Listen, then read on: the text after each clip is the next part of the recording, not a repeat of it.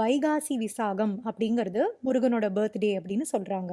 அதாவது வைகாசி மாதம் விசாக நட்சத்திரம் அன்னைக்கு தான் முருகர் பிறந்ததா சொல்கிறாங்க. அந்த கதையை தான் இன்னைக்கு நம்ம பார்க்க போகிறோம்.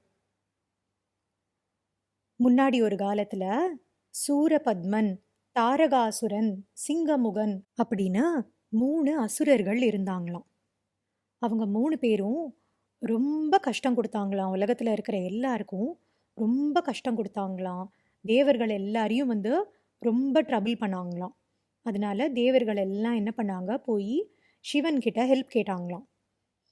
ஏதாவது பண்ணி எங்களை இந்த அசுரர்கள் கிட்டேருந்து காப்பாத்துங்க. இவங்க எங்களை ரொம்ப படுத்துறாங்க, ரொம்ப ட்ரபிள் பண்ணுறாங்க. எங்களுக்கு நீங்கள் தான் ஹெல்ப் பண்ணணும் அப்படின்னு போய் சிவன் கிட்ட போய் இந்த தேவர்கள் எல்லாம் கேட்டாங்களாம் ஹெல்ப். உடனே சிவன் என்ன பண்ணாராம், கண்ணை மூடி தியானம் பண்ணிட்டு